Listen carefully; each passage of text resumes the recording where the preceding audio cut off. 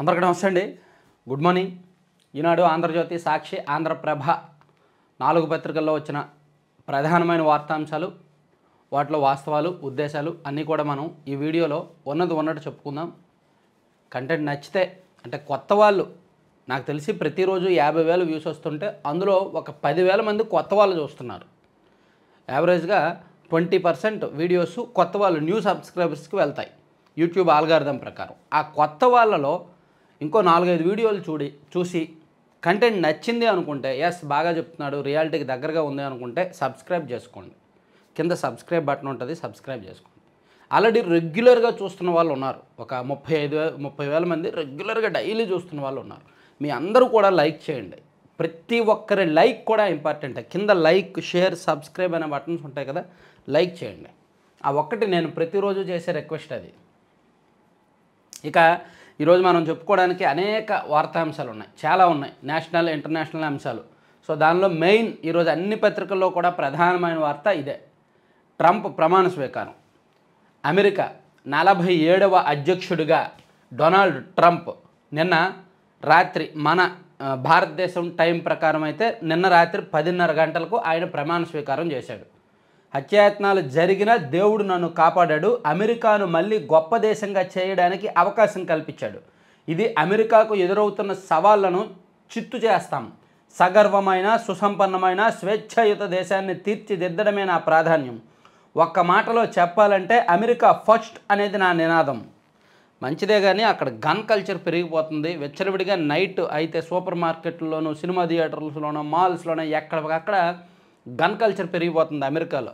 ఎవరిని దొరికితే వాడిని కాల్ చేసి ఆడి దగ్గర ఉన్నది పట్టుకెళ్ళిపోతున్నారు. అది ఫస్ట్ తగ్గించండి. మా చిన్నప్పటి నుంచి పేపర్లో ఆ వార్తలు చూస్తున్నాం, అవునా కాదా? మనం చిన్నప్పటి నుంచి ఆ వార్తలు చదువుతూనే ఉన్నాం. అమెరికాలో కాల్పులు, అమెరికాలో దొండగుడు కాల్పులు, అమెరికాలో దొండగుడు కాల్పులు, ప్రవాస భారతీయుడు మృతి, తెలుగు వ్యక్తి మృతి అని. ఈరోజు కూడా ఒక వార్త ఎక్కడో ఉంది లోపల పేజీల్లో.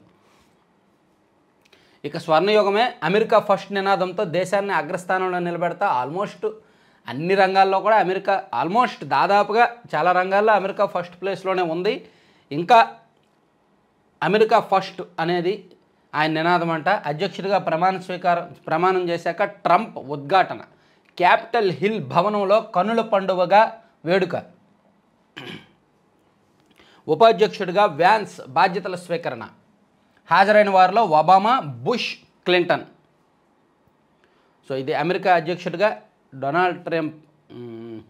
అక్రమ వలసదారులు ఇక ఇంటికే, 3వ ప్రపంచ యుద్ధాన్ని నివారిస్తా, ప్రతి సంక్షోభాన్ని పరిష్కరిస్తా, చరిత్రలో నిలిచిపోయే వేగంతో పనిచేస్తా, బైడెన్ నిర్ణయాలు ఏవి అమలు కానివ్వను. సో మొత్తానికి బైడెన్ గత 4 ఏళ్ల పాలనలో అతని నిర్ణయాలు ఏవి కూడా నేను అమలు కానివ్వను, అతను చాలా తప్పుడు నిర్ణయాలు తీసుకున్నాడు, అవన్నీ కూడా వెనక్కి తీసుకుంటామని చెప్పి ఆయన ఫస్ట్ ప్రకటన చేశాడనమాట. సో ఇదే వార్తని అన్ని పత్రికల్లో కూడా, ఈవెన్ ఈనాడు, సాక్షిలో ఫస్ట్ ఒక హెడ్డింగ్ కలవడం అనేది బహుశా చాలా అరుదు. ఈనాడులో ఇక స్వర్ణయుగమే అనేది హెడ్డింగ్ ఇక స్వర్ణయుగమే అని పెడితే, సాక్షిలో కూడా అదే పెట్టారు, ఇక స్వర్ణయుగం. అన్నిటా అమెరికాయే ఫస్ట్. తొలి ప్రసంగంలో డొనాల్డ్ ట్రంప్ 47వ అధ్యక్షుడిగా ప్రమాణ స్వీకారం. హాజరైన దేశాధినేతలు, సీఈఓలు, ప్రధాని మోదీ తదితరుల అభినందనలు. వెంటనే తన మార్కు చూపిన ట్రంప్ తొలి ప్రసంగంలోనే సంచలన ప్రకటనలు. విదేశాలపై హెచ్చు టారిఫ్లు, సుంకాలు. మెక్సికో సరిహద్దుల్లో జాతీయ ఎమర్జెన్సీ. అమెరికాలోకి వలసలపై ఇక ఉక్కుపాదం. గల్ఫ్ ఆఫ్ మెక్సికోకు గల్ఫ్ ఆఫ్ అమెరికాగా పేరు మార్పు. ధరలకు కళ్ళం, న్యాయ వ్యవస్థకు సంఖ్యల నుంచి విముక్తి. పనామా కాల్వ ఇక అమెరికాదేనని ప్రకటన. ఇది ఇప్పుడు కెనడా, మెక్సికో ప్లస్ ఈ పనామా కాల్వ, ఈ ప్రాంతాల్లో ఉన్న వాళ్ళందరికీ కూడా ఈ 4 ఏళ్లలో ట్రంప్ ఏం చేస్తాడో, ఎప్పుడు ఏ నిర్ణయం ప్రకటిస్తాడనే టెన్షన్ ఉంటుందన్నమాట అమెరికాను ఆనుకుని ఉన్న చిన్న దేశాలకు. సో ఈ అంశాలని అన్ని పత్రికల్లో కూడా హైలైట్ చేశారు. ఆంధ్రప్రభలో కూడా ఇక స్వర్ణయుగమే అని రాశారు. అమెరికా ఫస్ట్ నా నినాదం, ఇక స్వర్ణయుగమే. జనవరి 20 విమోచన దినం. త్వరలోనే మళ్ళీ అమెరికా ది గ్రేట్ అగైన్. విద్యారంగంలో సంస్కరణలు, శాంతి భద్రతలను పరిరక్షిస్తాం, అనేక ఆటుపోట్లు తట్టుకొని నిలబడ్డాం, ప్రపంచ దేశాల గౌరవాన్ని పొందుతాం, దేవుడి దయతో తుపాకీ కాల్పుల నుంచి బయటపడ్డా, అక్రమ వలసదారులను వెనక్కి పంపించేస్తాం. ఇట్లా ఆయన మాట్లాడిన అంశాలన్నీ కూడా వేశారన్నమాట. అది బ్యానర్. ఆ తర్వాత మరో కీలకమైన అంశం ఏంటంటే, ఈరోజు చంద్రబాబు గారి నేతృత్వంలో చంద్రబాబు గారు, లోకేష్ గారు అండ్ కొంతమంది మంత్రుల బృందం, కొంతమంది అధికారుల బృందం దావోస్ వెళ్ళారు. అక్కడ ప్రపంచ పెట్టుబడిదారుల సదస్సు జరుగుతోంది, ప్రపంచ దేశాల ఆర్థిక సదస్సు జరుగుతోంది, వరల్డ్ ఎకనమిక్ ఫోరం. సో ఆ మీటింగ్కి, అక్కడ ఆ సదస్సుకి చంద్రబాబు గారు, లోకేష్ గారు అండ్ టీం వెళ్ళారు. సో తెలుగువారు గ్లోబల్ లీడర్లుగా ఎదగాలి, ప్రపంచవ్యాప్తంగా మన ముద్ర కనిపించాలి, కర్మభూమిలో ఉన్న జన్మభూమికి సహకారం అందించండి. ఐరోపా దేశాల తెలుగువారి సమావేశంలో సీఎం చంద్రబాబు. ప్రపంచంలోని అన్ని దేశాల్లో తెలుగు ప్రజల ముద్ర ఉందని ముఖ్యమంత్రి చంద్రబాబు పేర్కొన్నారు. గ్లోబల్ లీడర్లుగా తెలుగు ప్రజల అవకాశాలను అందిపుచ్చుకోవాలని ఆకాంక్షించారు. ప్రపంచ దేశాల ఆర్థిక సదస్సులో పాల్గొనేందుకు వెళ్ళిన ఆయన స్విట్జర్లాండ్లోని జ్యూరిక్లో స్విస్ తెలుగు డయాస్పోరా నిర్వహించిన సమావేశంలో ముఖ్య అతిథిగా పాల్గొన్నారు. ఐరోపాలోని 12 దేశాల్లో నివసిస్తున్న తెలుగు ప్రజలు హాజరైన ఈ సమావేశంలో చంద్రబాబు మాట్లాడుతూ, తెలుగువారు కష్టపడి ఈ స్థాయికి చేరారు, ఇక్కడి నుంచి మీరంతా ప్రపంచ స్థాయి నాయకులుగా ఎదగాలనేదే నా ఆకాంక్ష అని మాట్లాడుతూ, తనకు మరో జన్మ ఉంటే మళ్ళీ తెలుగువాడిగానే పుట్టాలని కోరుకుంటున్నాను, తెలుగు నేల మీద తెలుగు జాతిలోనే పుట్టాలని కోరుకుంటున్నాను అని చంద్రబాబు గారు చెప్పారు.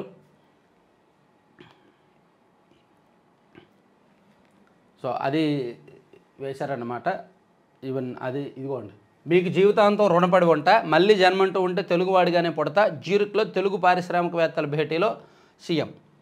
సో ఇక్కడ విమానాశ్రయంలో ఈవెన్ తెలంగాణ సీఎం రేవంత్ రెడ్డి గారు, ఏపీ సీఎం చంద్రబాబు గారు అండ్ టీమ్స్ ఎవరెవరైతే వెళ్ళారో వాళ్ళందరూ అక్కడ స్విట్జర్లాండ్లోని జ్యూరిక్లోని విమానాశ్రయంలో కలుసుకొని చాలాసేపు అందరూ మాట్లాడుకున్నారనమాట.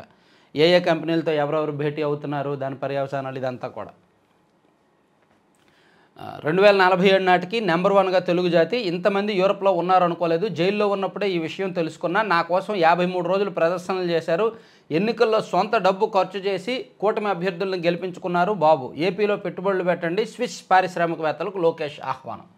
పెట్టుబడుల వేట, బ్రాండ్ ఏపీ ప్రచారంపై ముఖ్యమంత్రి చంద్రబాబు దృష్టి సారించారు. దావోస్ కంటే ముందే స్విట్జర్లాండ్లోని జ్యూరిక్లో తెలుగు ప్రవాసులతో సమావేశమయ్యారు, స్విస్లోని భారత రాయబారితోనూ చర్చలు జరిపారు, జ్యూరిక్లో వరుస సమావేశాలు నిర్వహించారు అని.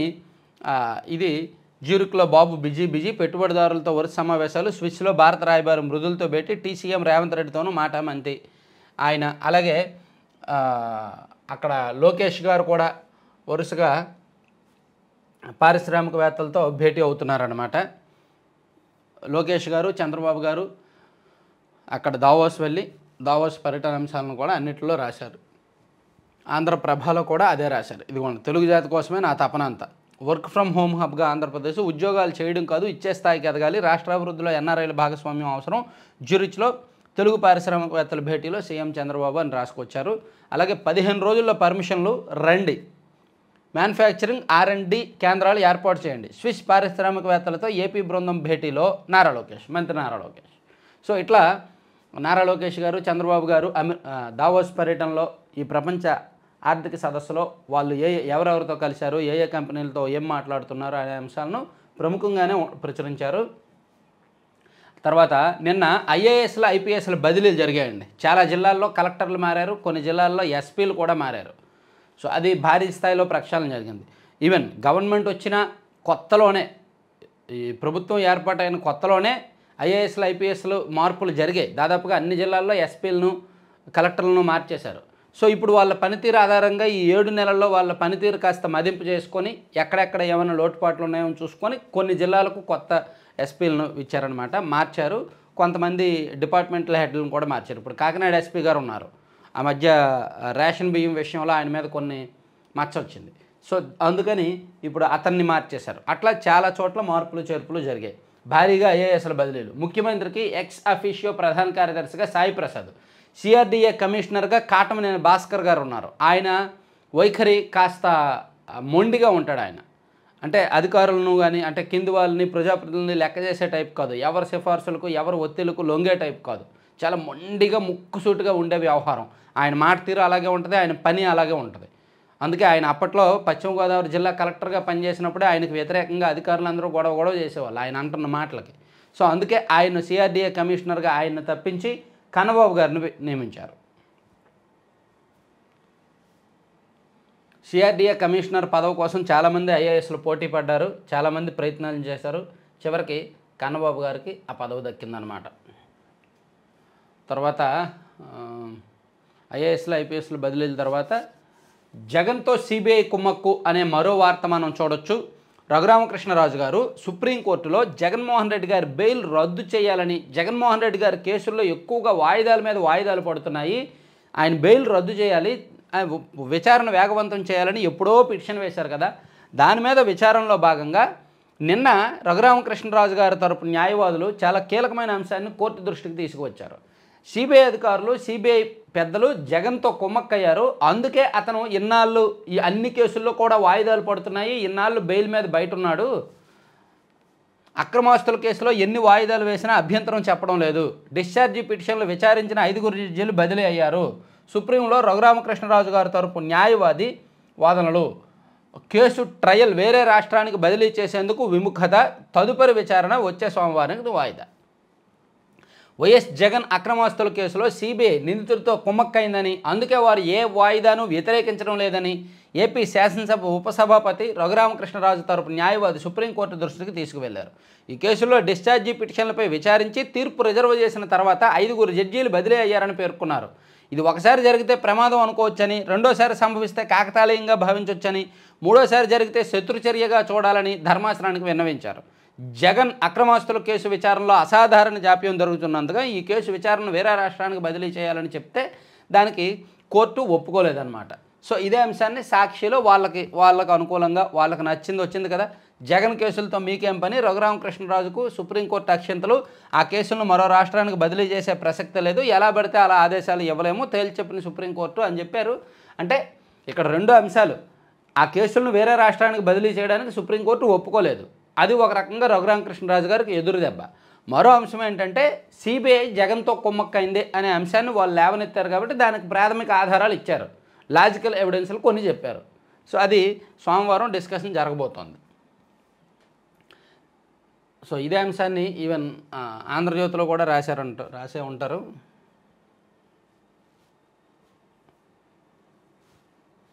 ఆంధ్రజ్యోతిలో ఇవ్వలేదులే. సో ఈనాడు సాక్షిలో వాళ్ళ ఫ్లేవర్లో రాశారు. తర్వాత పంచాయతీ రాజ్ వ్యవస్థకు సంబంధించి మరో కీలకమైన విషయాన్ని ఉప ముఖ్యమంత్రి పవన్ కళ్యాణ్ గారు చెప్పారు. జనాభా ప్రాతిపదికన పంచాయతీలకు గ్రేడ్లు, సీనియర్ అధికారులతో కమిటీ, వైకాపా తెచ్చిన అశాస్త్రీయ క్లస్టర్ వ్యవస్థ కొత్త రూపు. ఉప ముఖ్యమంత్రి పవన్ కళ్యాణ్ పంచాయతీలను జనాభా ప్రాతిపదికన గ్రేడ్లుగా విభజించాలని రాష్ట్ర పంచాయతీరాజ్ గ్రామీణాభివృద్ధి మంత్రి పవన్ కళ్యాణ్ అధికారులను ఆదేశించారు. పంచాయతీల ఆదాయం ఆధారంగా ఏర్పాటైన క్లస్టర్ వ్యవస్థ కారణంగా సిబ్బంది నియామకం విషయంలో తలెత్తున్న ఇబ్బందులు, ప్రజలకు ఎదురవుతున్న అసౌకర్యాలను దృష్టిలో పెట్టుకొని గ్రేడ్ల వారీగా విభజనకు మార్గదర్శకాలు రూపొందించాలని సూచించారు. సో ఇప్పుడు ఆదాయం వారీగా పంచాయతీలను క్లస్టర్లుగా విభజించడం వలన ఆదాయంలో హెచ్చుతగ్గులు ఉంటుంది. పక్క క్లస్టర్కి ఆదాయం ఎక్కువ ఉంటుంది, ఈ క్లస్టర్కి ఆదాయం తక్కువ ఉంటుంది. అలా కాకుండా జనాభా ప్రాతిపదికన 10,000 మంది జనాభా ఒక క్లస్టరు, మరో 10,000 మంది జనాభా ఒక క్లస్టరు, ఆ క్లస్టర్లో ఎన్ని పంచాయతీలు అన్నా ఉన్నాయి. అట్లా కొన్ని క్లస్టర్ విభజన మీద కొన్ని మార్పులు చేర్పులు అంశం మీద మాట్లాడారు. తర్వాత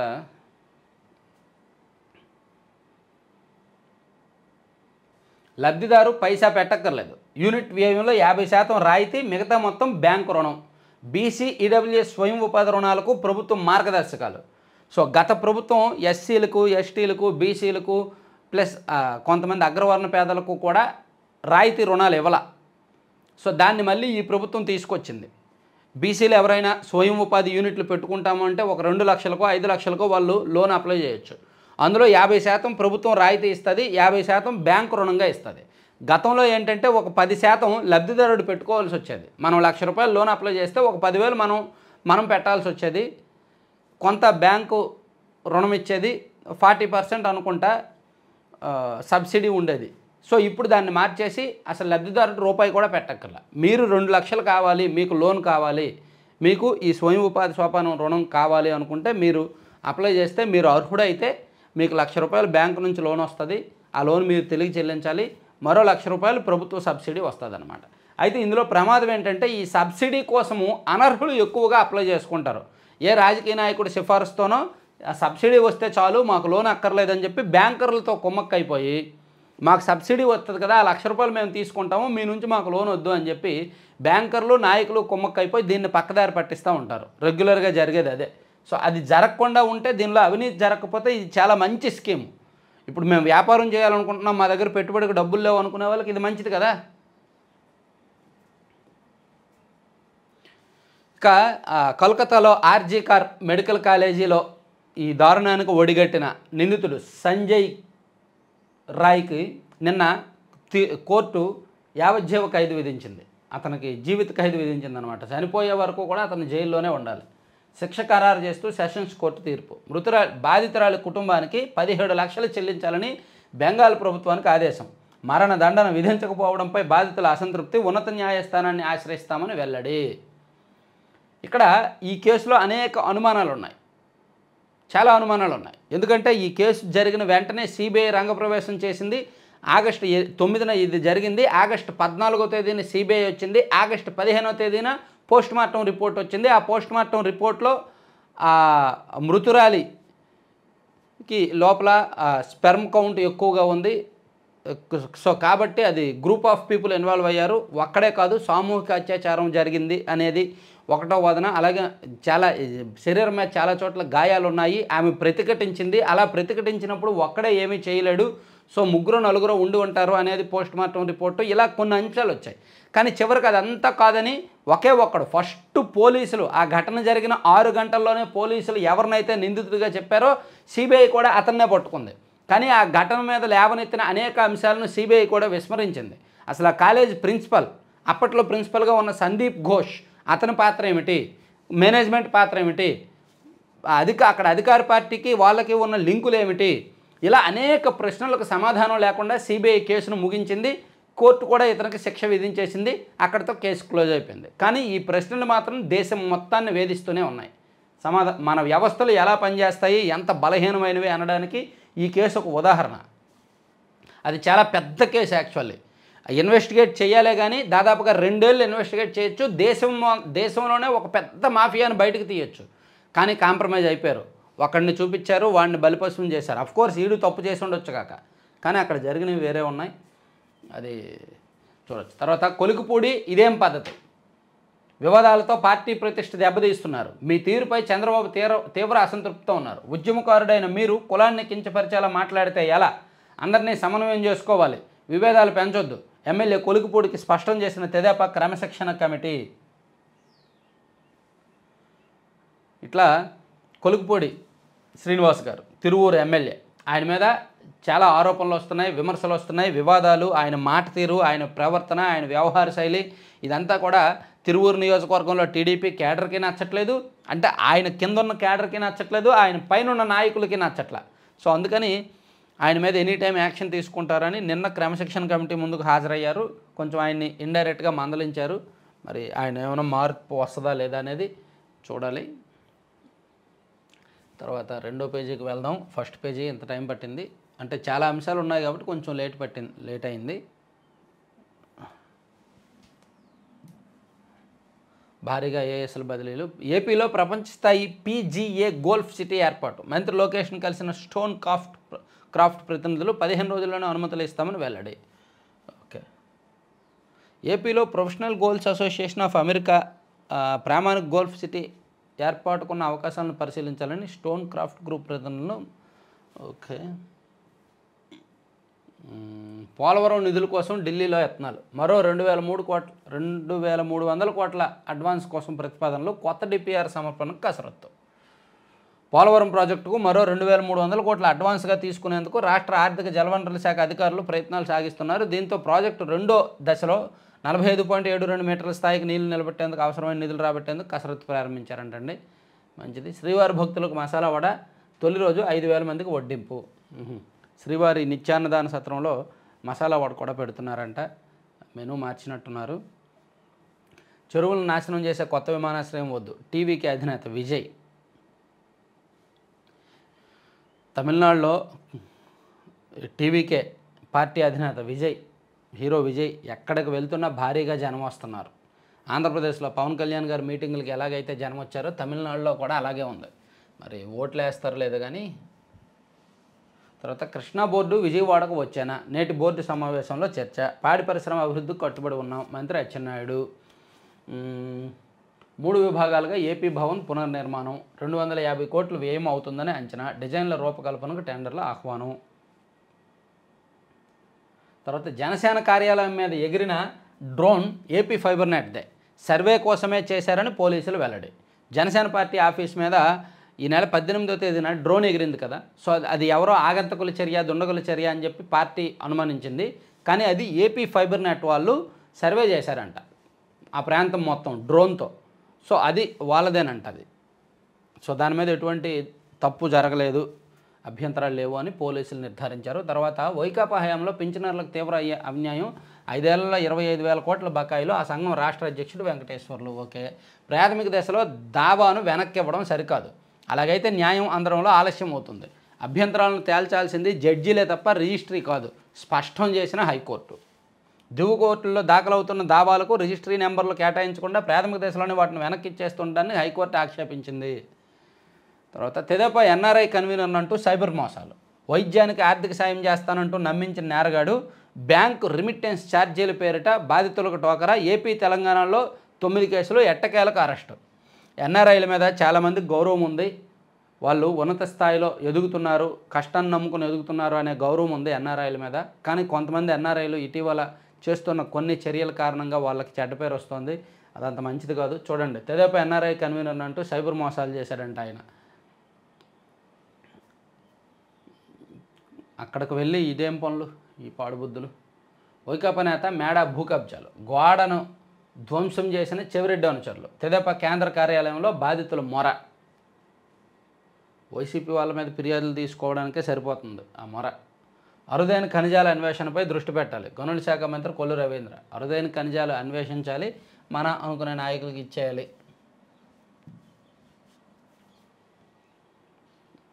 సో ఇది ఫస్ట్ పేజీనే. తర్వాత ఉప ముఖ్యమంత్రి అంశంపై ఎవరూ మాట్లాడొద్దు, నేతలను ఆదేశించిన తెదేపా అధిష్టానం. నారా లోకేష్ గారికి ఉప ముఖ్యమంత్రి పదవి ఇవ్వాలి అనేది ఎక్కువ డిమాండ్లు ఎక్కువ మంది మాట్లాడుతుండటంతో వాళ్ళని వద్దు అని చెప్పి చంద్రబాబు గారు వార్నింగ్ ఇచ్చారు. తర్వాత మనం ఎందుకు వచ్చాం, మీరేం మాట్లాడుతున్నారు, మంత్రి టీజీ భరత్పై చంద్రబాబు ఆగ్రహం. మంత్రి టీజీ భరత్ గారు భవిష్యత్తు సీఎం లోకేష్ అంటూ టీజీ భరత్ గారు చెప్పడంతో ఆయనకు కూడా చంద్రబాబు గారు వార్నింగ్ ఇచ్చారు. వైకాపా నేతల ట్రాప్లో పడద్దు, జనసేన నేత కిరణ్ రాయల్ హితవు. అలాగే చంద్రబాబు నాయకత్వంలో భద్రంగా ఏపీ భవిత. పరిశ్రమల శాఖ మంత్రి టీజీ భరత్. మేము దారి తప్పితే సరిదిద్దండి, రాష్ట్ర పునర్నిర్మాణం కలిసి రండి, విదేశాల్లో స్థిరపడిన తెలుగు వారితో మంత్రి లోకేష్. సో లోకేష్ గారు విదేశాల్లో స్థిరపడిన తెలుగు వారితో మాట్లాడారు.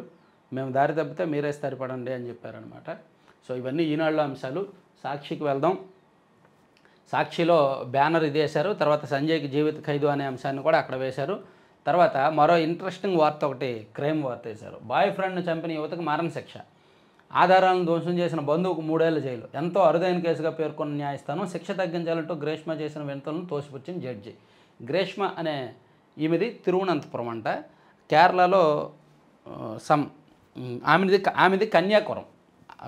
ఆమెది కన్యాకుమారి. కేరళలో తిరువనంతపురంలో ఉండే ఒక యువకుడితో లవ్లో ఉంది. సో కొన్నాళ్ళు అయ్యేసరికి ఆ ప్రేమ నుంచి విడిపోయి ఈమె వేరే పెళ్లి చేసుకోవాలి అని అనుకుంది. దానికి ఆ కుర్రాడు ఒప్పుకోపోయేసరికి, అభ్యంతరం వ్యక్తం చేసేసరికి అతన్ని ఎలాగైనా సరే అంతమొందించాలని చెప్పి ఫ్రూట్ జ్యూస్లో పారాసెటమాల్ ట్యాబ్లెట్స్, ఎక్కువ పారాసెటమాల్ ట్యాబ్లెట్స్ ఒకేసారి ఫ్రూట్ జ్యూస్లో కలిపేసి ఇచ్చేసిందంట. పాయిజనస్ విషప్రయోగం ఏదో చేసింది, దానివలన అతను చనిపోయాడు. ఆ కేసుని సుదీర్ఘకాలం విచారించిన న్యాయస్థానం ఆమెకు మరణశిక్ష విధించింది. ఈనాడులో కూడా ఒక క్రైమ్ వార్త ఉందండి, చాలా చాలా హృదయ విదారకంగా ఉంది. నిండు చోళాలపై కాకసత్వం, భార్య కడుపుపై కూర్చొని ఊపిరాడకుండా చేసి అనుమానంతో హతమార్చిన భర్త, కడుపులోంచి బయటకు వచ్చిన శిశువు మృతి. ఇది కూడా చాలా దారుణమైన క్రైమ్ అనమాట. నేను ఒకసారి సెపరేట్గా ఒక వీడియో చేస్తాను. అది చదివిన తర్వాత నాకే చాలా ఏదో అనిపించింది. ఇన్స్టాగ్రామ్లో వాళ్ళిద్దరూ లవ్ చేసుకున్నారు, చాలా చిన్న వయసులో పెళ్లి చేసుకున్నారు. ఆ తర్వాత అనుమానం పెనుభూతమయ్యి చంపేసాడు వెళ్ళి. తర్వాత అంతా మనకే, నీకింత నాకింత, అన్ని పనుల్లోనూ భారీ కమిషన్లకు తెరలేపిన సర్కారు పద్ధతులు. అవును, గత ప్రభుత్వంలో ట్యాబ్లు ఇచ్చారు కదా, మన అనుకునే వాళ్ళకి ట్యాబ్లు ఇచ్చేశారు. నిన్నే రాశారు, పోలీస్ డాష్ బోర్డు రూపొందించడానికి 10 లక్షలతో అయ్యేదానికి 3 కోట్లు ఇచ్చారు. తర్వాత ఏంటది, వైసీపీ రంగులు వేయడానికి, ప్రభుత్వ కార్యాలయాలకు వైసీపీ రంగులు వేయడానికి మనం అనుకునేవాడికి ఇచ్చారు. 10 లక్షల భూమిని 20 లక్షలకు కొన్నారు, 20 లక్షల భూమిని 40 లక్షలకు కొన్నారు. అలాగేనా ఇప్పుడు కూడా జరుగుతుంది. మరి అంతేగా మీరు చేసినట్టే వీళ్ళు చేస్తారుగా. మీకు డబ్బులు వీళ్ళకి చిత్తు కాగితాలు కాదుగా. మీకు డబ్బులే వీళ్ళకి డబ్బులే, మీకు అవసరాలు ఉంటాయి వీళ్ళకి అవసరాలు ఉంటాయి. సో ఇవన్నీ జరుగుతూనే ఉంటాయి. దీన్ని ఎవరు మార్చలేరు.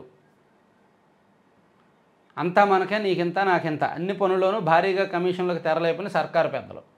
₹1 పనిలో గత ప్రభుత్వం 40 పైసలో 50 పైసలో కాజేస్తే ఈ ప్రభుత్వం 20 పైసలో 25 పైసలో కాజేస్తుంది. అంతకుమించి నేను ఇంక పచ్చిగా చెప్పాల్సిన, ప్రతి పనిలో కూడా కమిషన్లు వసూలు చేస్తున్నమాట వాస్తవం. పోస్టింగులకి, బదిలీలకి, పనులు, టెండర్లకి అన్నింటికి కూడా డబ్బులు తీసుకుంటున్నమాట వాస్తవమే. అది ఎవరు మనం చెప్పుకోవడం టైం వేస్ట్. దాన్ని మార్చాలి అంటే మొత్తం ప్రక్షాళన చేయాలి, కొత్త రక్తం రాజకీయాల్లోకి రావాలి, ప్రజలు డబ్బులు తీసుకోకుండా ఉండాలి, చాలా జరగాలన్నమాట. ప్రజలే తిరుగుబాటు చేయాలి, ప్రజలే ప్రశ్నించాలి, వాళ్ళే రియలైజ్ అవ్వాలి. మన ఊరిలో రోడ్డు వేస్తున్నారంటే ఆ రోడ్డుకి ఎంత ఖర్చు అవుద్ది? సో 10 లక్షలు ఖర్చు అవుద్ది. అతనికి టెండర్ ఎంతకి ఇచ్చారు, ఎంత అమౌంటు, అతనికి ఎంత చెల్లించారు, దానిలో అంత విలువైన పనులు జరిగాయా లేదా అనేది ఆ గ్రామంలో కూడా వాళ్ళు బాధ్యత తీసుకోవాలి. అప్పుడు అవినీతిని ప్రశ్నించడం నేర్చుకోవాలి. అలా అవినీతిని ప్రశ్నించే హక్కు పొందాలి అంటే మనం అవినీతి చేయకూడదు, ఎన్నికల్లో మనం డబ్బులు తీసుకోకూడదు. ఇదంతా కూడా మనం చెప్పుకోవడానికి బాగుంటుంది, పుస్తకాలను రాసుకోవడానికి బాగుంటుంది, కానీ ప్రాక్టికల్గా అమలు అవ్వడానికి టైం పడుతుంది, చాలా టైం పడుతుంది. జగన్ కేసులతో మీకేం పని? రఘురామకృష్ణ ఇందాక చెప్పుకున్నాంలే. భారతీయులు గ్లోబల్ లీడర్లుగా ఎదగాలి. హైదరాబాద్కు మైక్రోసాఫ్ట్ రావడం వల్లనే సత్యనాదెల్లా సీఈఓ అయ్యారు. వర్క్ ఫ్రమ్ హోమ్ హబ్గా ఆంధ్రప్రదేశ్ను తీర్చిదిద్దడమే లక్ష్యం. ఇక్కడికి 12 దేశాల నుంచి వచ్చిన వారిలో టీడీపీ కార్యకర్తలు ఎక్కువగా ఉన్నారు. జ్యూరిచ్లో ప్రవాసాంధ్రులతో సమావేశంలో సీఎం చంద్రబాబు. ఓకే. తర్వాత రాష్ట్రంలో భారీగా ఐఏఎస్లు ఐపీఎస్లు బదిలీలు.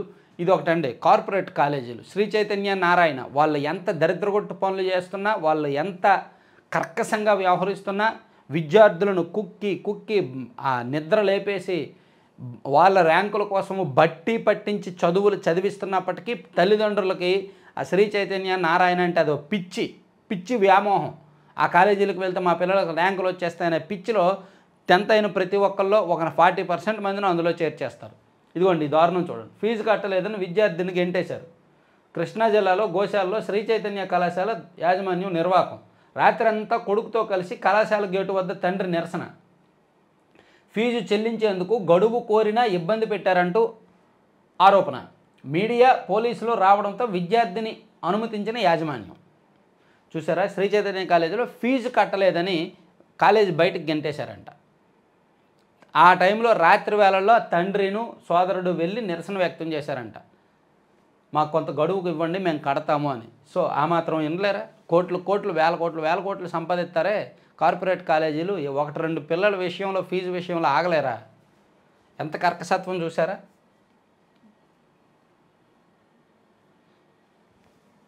మూసేయాలి, ఆ కాలేజీని ఇమీడియట్గా మూసేయాలి.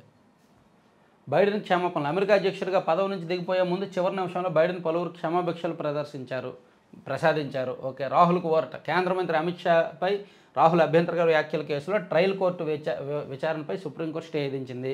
90 మందికి హమాస్తో కుదిరిన ఒప్పందంలో భాగంగా వెస్ట్ బ్యాంకుకు చెందిన 90 మంది జైలు నుంచి ఇజ్రాయెల్ విడుదల చేసింది.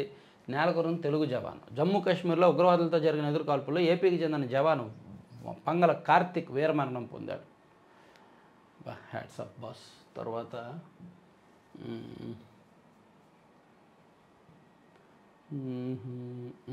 ఇదంతా చెప్పుకున్నాం. ఇదండి కాకినాడ పోర్టు డీల్ రివర్స్. వాటాలను కేవీ రావుకు తిరిగి ఇచ్చేసిన అరబిందో. 3 రోజుల క్రితం గుట్టుగా బదిలీ. వివాదంలో పై స్థాయి వ్యక్తుల మధ్యవర్తిత్వం. సెజ్ను మరిచిపోవాలంటూ కేవీ రావుకు షరతు. దీనికి బదులుగా పోర్టులో వాటాలు బదిలీ. పరిస్థితులను తనకు అనుకూలంగా మార్చుకున్న కేవీ రావు. ఇది చాలా సింపుల్. కాకినాడ పోర్టులో కేవీ రావు వాటాలను అరవిందో వాళ్ళు బలవంతంగా రాయించుకున్నారు కదా. ఆ ఘటన మీద ప్రభుత్వం రాజకీయం చేసింది, కేవీ రావు వ్యాపారం చేశాడు. చాలా సింపుల్. తను ఒక రాజకీయ నాయకుల్ని, అధికార పార్టీలని తను వాడుకున్నాడు. తను గత ప్రభుత్వ హయాంలో బాధితుడిగా ఉన్నాడు కాబట్టి, నష్టపోయాడు కాబట్టి పోలీసులకు ఫిర్యాదు చేయడం, సిఐడి కేసు నమోదు చేయడం, ఆ కేసుతో అతను తన బేరం తను కుదుర్చుకున్నాడు. తను ఏదైతే నష్టపోయాడో తాను మళ్ళీ తిరిగి పొందాడనమాట. సో అది సిఐడి విచారణ జరుగుతుండగా అలా చేయొచ్చా? పెద్దలు ఇన్వాల్వ్ అయ్యి ఉన్న ఘటనలో అలా చేయొచ్చా? రాష్ట్ర వ్యాప్తంగా సెన్సేషన్ అయ్యి ఆల్రెడీ ఇప్పుడు ప్రజల నోన్లో నానుతున్న ఘటనలు అలా చేయొచ్చా? గుట్టు చప్పుడు కాకుండా తన వాటా తను తీసేసుకున్నాడు అనుకోవచ్చు మీరు. అది తన వాటా అయ్యే కదా తప్పేంటి అని. అది బయటకు రానంత వరకే. బయటకు వచ్చిన తర్వాత దాని మీద ప్రభుత్వం నిర్ధారించాలి, సిఐడి నిర్ధారించాలి, పోలీసులు నిర్ధారించాలి. ఆయన ఫక్తు వ్యాపార ఆయన. సో ఆయనకున్న తెలివితేటలు అమోఘం అనమాట. ఎప్పుడో ఒక 20 ఏళ్ల కిందట విశాఖపట్నంలో ఒక థియేటర్లో ఎక్కడో మేనేజర్గా పనిచేశాడు ఆయన అంటారు. మరి ఎంతవరకు వాస్తవమో తెలియదు కానీ ఆ స్థాయి నుంచి ఈ స్థాయి వరకు వచ్చారంటే మరి ఎన్ని తెలివితేటలు ఉండాలి, ఎంత వ్యాపార తెలివితేటలు ఉండాలి, ఎంత క్యూట్నెస్ కన్నింగ్నెస్ ఉండాలి మరి. సో అందుకు ఆ పరిస్థితులను తనకు అనుగుణంగా మార్చుకున్నాడు ఆయన. చాలా సింపుల్గా తెలివిగా తను సేఫ్ జోన్లోకి వెళ్ళిపోయాడు. మీరు రాజకీయం చేసుకోండి, నాకు ఎంత పోయిందో అందులో సగం నాకు వచ్చినా పర్వాలేదు అనే ద్వారంలో ఆయన తీసుకున్నాడు అనమాట. కాకినాడ సీపోర్టు మళ్ళీ అసలు యజమాని కేవీ రావుకు దక్కింది. వైసీపీ హయాంలో బలవంతంగా వాటాలు బదిలీ, కూటమి సర్కారు వచ్చాక దీనిపై సిఐడి కేవీ రావు ఫిర్యాదు, ఆపై ఈడీ కూడా రంగంలోకి దిగిన సమయంలో విషయం కీలక మలుపు తిరిగింది. కేవీ రావు నుంచి అప్పట్లో బలవంతంగా లాక్కున్న వాటాలను అరబిందో సంస్థ తిరిగి ఆయనకే అప్పగించింది. 3 రోజుల కిందట వాటాల బదిలీ పూర్తయినట్టు సమాచారం. విషయాన్ని అటు సిఐడి ఇటు ఈడీ లోతుగా లాక్కుండా ముందు జాగ్రత్తగా వాటాలను తిరిగి ఇచ్చేశారని ప్రచారం జరుగుతోంది. కానీ దీని వెనక జరిగింది వేరని తెలుస్తోంది. విశ్వసనీయ సమాచారం ప్రకారం కాకినాడ పోర్టులో మనీ లాండరింగ్పై ఈడీ ఆరా తీస్తుండడం, అరబిందో ప్రతిష్ఠ దెబ్బతినే పరిస్థితి తలెత్తడం, తీగలాగితే భారీగా డొంక కదిలే పరిస్థితి ఉండటంతో కాకినాడ సీపోర్టు డీల్ రివర్స్ అయింది. ప్రస్తుత పరిస్థితులను కేవీ రావు పూర్తిగా తనకు అనుకూలంగా మార్చుకున్నట్టు తెలుస్తోంది. అది సో ఇద్దరిని కూర్చోబెట్టి నీకిది మాకిది అని చెప్పి మాట్లాడుకున్నారంట. తర్వాత మార్చిలోగా 1,00,000 సీసీ కెమెరాలు, నేరాలను కట్టడి చేయడమే లక్ష్యము. ఇప్పటికే క్రైమ్ హాట్స్పాట్లో 18,000 ఏర్పాటు చేశాము. సైబర్ తప్ప మిగిలిన నేరాలు తగ్గాయి, సైబర్ క్రైమ్స్ పెరిగాయి, మిగిలిన నేరాలు తగ్గాయి అంట. తర్వాత క్లస్టర్ వ్యవస్థ కొత్త రూపం అని పవన్ కళ్యాణ్ గారు చెప్పారు, ఇందాక చెప్పుకున్నాము. తర్వాత ఐఏఎస్లు ఐపీఎస్ల బదిలీలు, సిఆర్డీఏ కమిషనర్గా కన్నబాబు. ఇది షర్మిల గారు మంచి పాయింట్ లేవనెత్తారు. ఇప్పుడు అమిత్ షా గారు నిన్న మాట్లాడుతూ ఏమన్నారు, వైసీపీ హయాంలో విధ్వంసం జరిగింది, అదొక విపత్తు లాంటి పాలన అన్నారుగా, మరి ఆ పాలన మీద మీరు విచారం జరపండి అని అడిగారు. Correct point. దమ్ముంటే 5 ఏళ్ల జగన్ పాలనపై విచారం జరపండి. అమిత్ షా వ్యాఖ్యలకు ఓసరవెల్లి సైతం సిగ్గుపడుతుంది. జగన్ పాలన విపత్తు అయితే 5 ఏళ్లు ఎందుకు ఉపేక్షించారు? పోలవరం రివర్స్ టెండరింగ్పై ఏనాడైనా మాట్లాడారా? ఉక్కుకు ఆర్థిక ప్యాకేజీ ఉద్ధరణ సరికాదు అని షర్మిల గారు మాట్లాడిన అంశాలను కూడా చెప్పారు. తర్వాత అభయ హంతకుడికి జీవిత ఖైదు, మరణించేదాకా జైల్లోనే అని ఇదొకటి రాశారు. తర్వాత ప్రియుడికి విషమిచ్చి ప్రియుడికి మరణశిక్ష అదొకటి రాసుకొచ్చారు. సో అమెరికాలో తెలుగు ఒకటి ఇదిగోండి, ఫుడ్ డెలివరీ చేస్తుండగా దుండగుల కాల్పులు, కారు డబ్బు ఇవ్వాలంటూ ఘాతుకం. ఇదొకటి ఇందాక ట్రంప్ ప్రమాణ స్వీకారం సందర్భంగా ఫస్ట్లో నేను చెప్పాను కదా, ఈ వార్తే. అమెరికాలో ఈ కల్చర్ ఎక్కువైపోయింది. జగన్ బెయిల్ రద్దు పిటిషన్ వేరే ధర్మాసనానికి బదిలీ, సిబిఐ అభ్యర్థనతో సుప్రీం విచారణ 27కు వాయిదా. ఓకే, ఒక ఆంధ్రప్రభ వెళ్దాం. చివరిగా ఆంధ్రప్రభలో చూసుకుంటే మనం ఇప్పుడు వరకు చెప్పని అంశాలను ఏమైనా చూద్దాం. సీఎం సీరియస్, మంత్రి భరత్ వ్యాఖ్యలపై Chandrababu, future CM Lokesh, party అధినేత కూడా ఆయన, ఎవరికి నచ్చినా నచ్చకపోయినా ఇది వాస్తవం. జ్యూరిచ్ వేదికపై మంత్రి టీజీ భరత్ వ్యాఖ్యలు. దీని మీద చంద్రబాబు గారు సీరియస్ అయ్యారు. పంచాయతీ క్లస్టర్లో చెప్పుకున్నాం. పరువు నష్టం కేసులో రాహుల్కు ఓరట, ప్రియుడు కేసులో ఓకే. అమరావతి ఔటర్ 5 జిల్లాలకు కేంద్ర నిధులతో 6 వరుసలు, 70 మీటర్ల వెడల్పు, 189 కిలోమీటర్ల రింగ్ రోడ్డు, కృష్ణానదిపై 2 చోట్ల ఐకానిక్ వంతెనలు. ఇదంతా ఓకే, కానీ 70 మీటర్ల వెడల్పు మీద కొన్ని అభ్యంతరాలు వ్యక్తమవుతున్నాయి. 70 మీటర్ల వెడల్పు అంటే మేబీ 8 లైన్ రోడ్డు అనుకుంటా కదా, 8 లైన్స్ వస్తుంది. కానీ భవిష్యత్తులో అవసరాలకు కొత్తగా నిర్మిస్తున్నారు కాబట్టి, భవిష్యత్తులో ఒక 20 ఏళ్ళనో 25 ఏళ్ళలో దృష్టిలో పెట్టుకోవాలి కాబట్టి ఒక 12 లైన్స్ కానీ లేదా 10 లైన్స్ కానీ ఉంటే బెటరు. 70 మీటర్లు కాస్త అట్లీస్ట్ ఒక 100 మీటర్లు 120 మీటర్లు చేయాలనేది ఆలోచన. అలాగే సర్వీస్ రోడ్లు కూడా ఎక్కడికక్కడ ఊర్లలోకి వెళ్ళేలాగా సర్వీస్ రోడ్లు ఉండాలి, అవి కూడా లేవంట. సో అలైన్మెంట్లో కొన్ని టెక్నికల్ మిస్టేక్స్ ఉన్నాయి. సో ఏం చేస్తారో చూద్దాం. ఔటర్ రింగ్ రోడ్ తర్వాత గ్రీన్ సిటీగా రాజధాని పునర్నిర్మాణానికి జెట్ స్పీడ్ నిర్ణయాలు, ప్రాజెక్ట్ మేనేజ్మెంట్ కన్సల్టెన్సీ బిడ్లకు ఆహ్వానం, సిఆర్డీఏ ఏడీసీ కార్యాలయాల్లో కోలాహలం, భూ సమీకరణ లేఅవుట్లలో మౌలిక సదుపాయాలు అని ఇచ్చారు. తర్వాత RG Kar medical college, intra circle roaming సేవలు అందుబాటులోకి, ఇక నో సిగ్నల్ సమస్యకు full stop. Jio, Airtel and BSNL ఈ 3 కూడా ఇంట్రా సిగ్నల్ వ్యవస్థను తీసుకొచ్చాయి.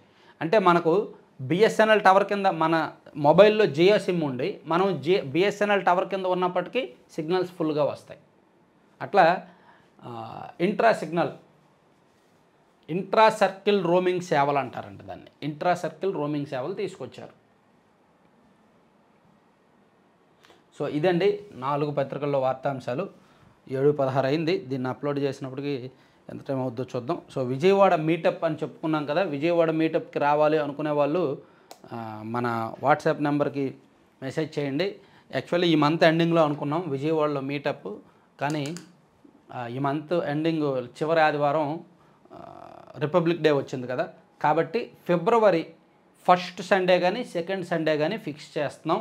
సో విజయవాడలో మన ఛానల్ సబ్స్క్రైబర్స్ మీటప్కి రావాలి అనుకునే వాళ్ళు 7207071231 ఈ నెంబర్కి వాట్సాప్లో మెసేజ్ చేయండి. మన టీం చూసి ఒక గ్రూప్లో జాయిన్ చేస్తారు, విజయవాడ మీటప్ గ్రూప్లో జాయిన్ చేస్తారు. విజయవాడలో ఈ నెల ఆఖరణ జరగాల్సింది ఫిబ్రవరి 1st సండే కానీ 2nd సండే కానీ విజయవాడ లేదా గుంటూరు ఆ మధ్యలో ఎక్కడో దగ్గర పెడతామన్నమాట. ఇంట్రెస్ట్ ఉన్న ప్రతి ఒక్కళ్ళు రండి. Thank you very much.